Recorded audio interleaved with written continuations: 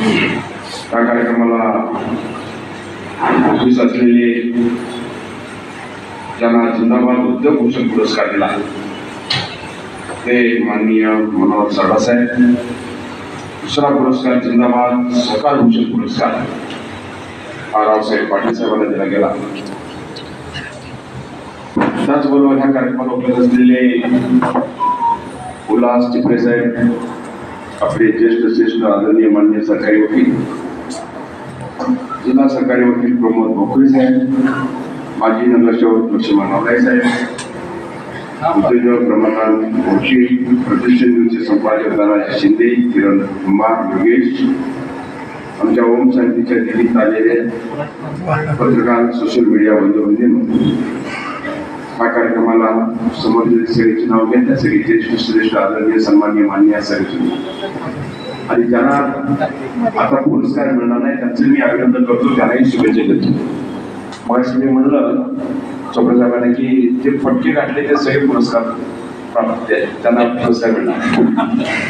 आणि त्या दृष्टिकोनातून थोडंसं धावपळीचं जीवन असल्या कारणानं पुराचं एक संकेत चालू झालेले आहे, पण अजून सांगलीला धोका एवढा नाही आहे.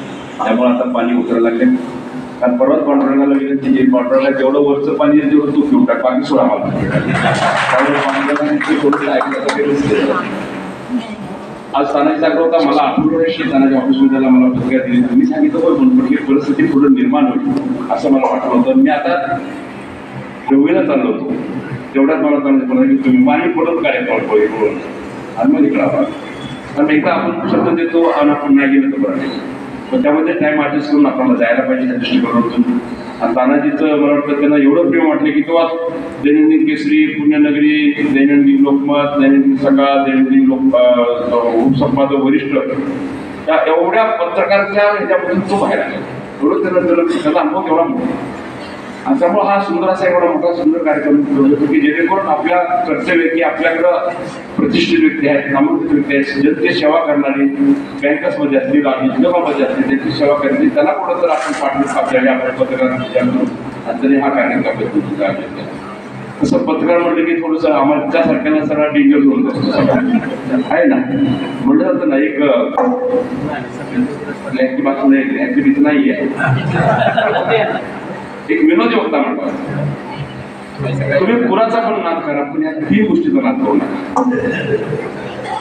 एक पत्रकार, दुसरा डॉक्टर आणि तिसरा वकील. डॉक्टरला काय तुम्ही बोलला काय केलं ते मग कार्यक्रम करतो आपला.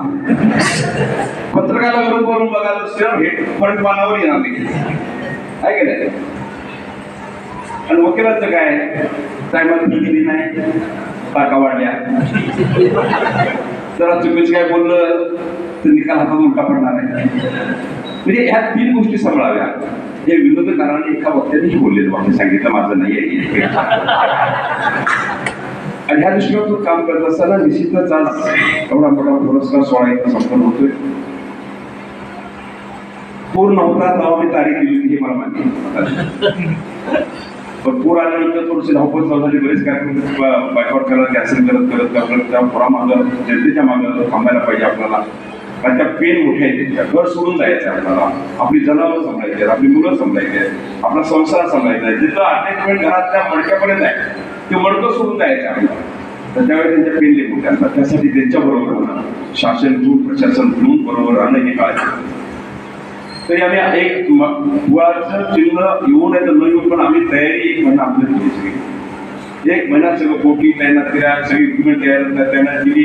त्यामध्ये आपले इंडियनचे फोर्स अगोदर आपण बोलले त्यांचं ट्रेनिंग प्रत्येक गावातल्या लोकांना, जिथं बोट कशी चालवायची, कसं संरक्षण करायचं, काय करायचं ट्रेनिंग प्रत्येक जिथं पूर येतो त्या गावातल्या लोकांना ट्रेनिंगचं दिलं आपण.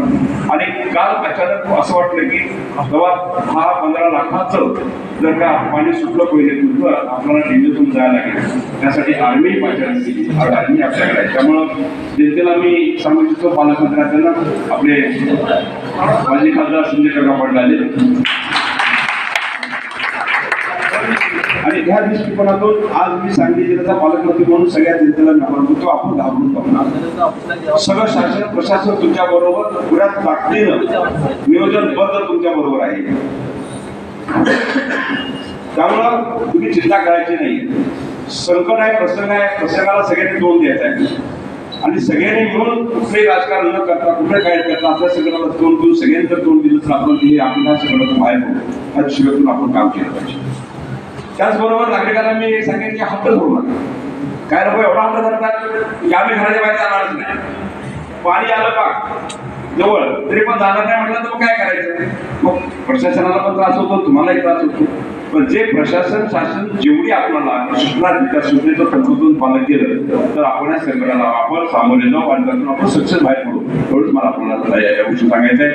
आज या जिंदाबाद पुरस्कार सोहळ्यानिमित्तानं प्रतिष्ठान पुरस्कार सोहळ्यानिमित्तानं आज दोन्ही माध्यमावर असतील होते. एक सरकारमध्ये आहे, एक उद्योगमध्ये. आता काका पण उद्योगमध्ये आले. काका राजकीय म्हणजे काका तर राजकारणामध्ये असतात पण आज हे दोन उद्योग सांगितले की बस संस्था बघितली किंवा उद्योग बघितला तर दृष्ट लागेल असं काम केलं. कधी गोर गरीब कुणाला काही कधी जावा असे जावा या हातभार लावणार असं मगाशी सांगितलं की अशा प्रसंगी काय आम्हाला सांगायचं काय करावं तेवढं तुम्ही सांगा आम्हाला. आम्ही सगळी आमची टीम आम्ही तयार करणार हे झालं लागणार नाही लागेल नाही काय गोवा आहे पण झालं नाही हे लागते आणि अशी जाणार असते तिथं मग परमेश्वर भर देत असतो. त्यामुळे त्याला काही कमी पडत नाही, चिंता नाही. स्वास्थ्य मिळतं, सगळं व्यवस्थित होतं, आनंद मिळतो, सगळी अशा गोष्टी असतात. त्यामुळे त्यांना दोघांचंही सत्कारमंत्रीचं मी स्वागत करतो, अभिनंदन करतो, शुभेच्छा त्यांना देतो. जे सत्कारमंत्री पुढे बसले त्यांचंही मी अभिनंदन आणि स्वागत करतो आणि मला या कार्यक्रमाला बोलणं त्यामुळे धन्यवाद देतो. थांबतो. जय हिंद, जय महाराष्ट्र.